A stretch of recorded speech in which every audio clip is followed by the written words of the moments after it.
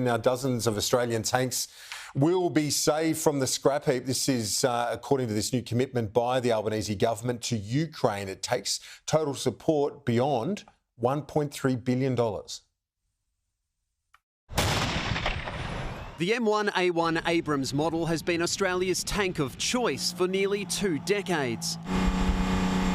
Rather than retiring its current fleet, the government has agreed to gift 49 vehicles to Ukraine as it attempts to drive Russian forces out of its territory. I can't think of a more suitable tank for the sort of conflict they're engaging in. The tanks have been in service since 2007 but have never seen active combat after being held back from deployment in Afghanistan. These tanks are in good condition. They will be able to make a significant difference on the battlefield. More of these tanks to operate alongside the US supplied Abrams will allow Ukraine to operate in the wider battlefront with more firepower. Ukraine has been calling for help to boost its arsenal for more than a year. Britain, Germany and others have joined a global tank coalition, while the arrival of a newer model now means Australia can join in.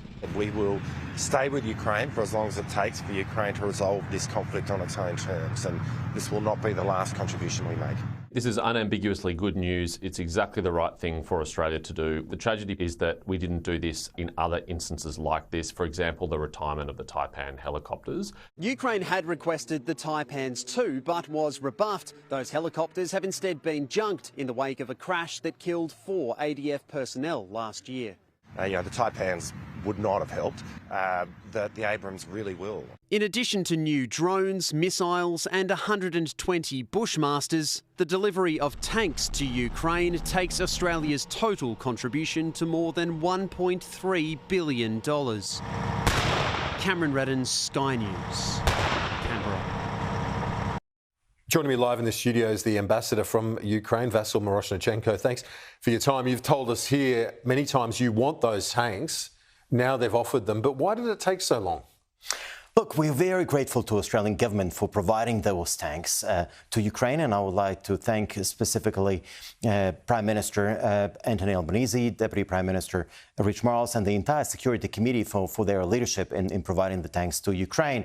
They are essential for our own defence. They will be rolled out in land defences for Ukraine. As you know, the front line is over 1,000 kilometres long, so the tanks will play a major role in helping us to defend it. And of course, the decision of the government, I respect it when it was made.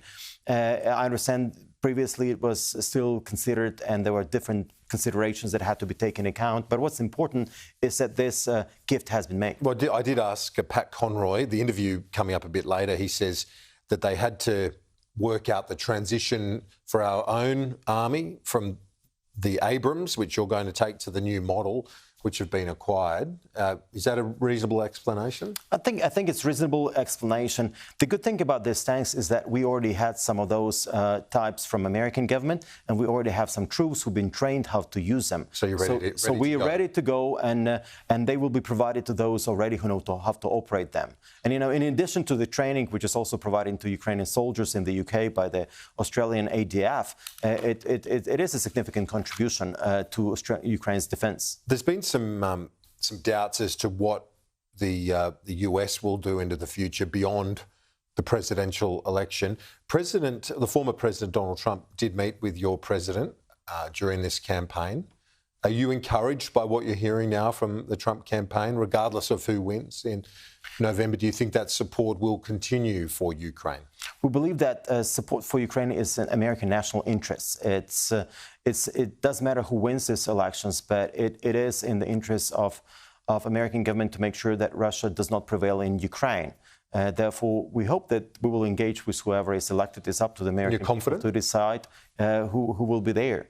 And look, Ukraine's capacity to defend ourselves it depends and is reliant on the support from the countries who believe in democracy, from the countries who believe in the integrity of national borders and the rules-based order. And America is one of those. And we are hoping it will continue. Ambassador, we appreciate your time. A good day, though, in terms of Australia-Ukraine relations. It's a great day, and I'm very grateful. And Ukrainians will never forget Australian support. Appreciate it. Thank you very much.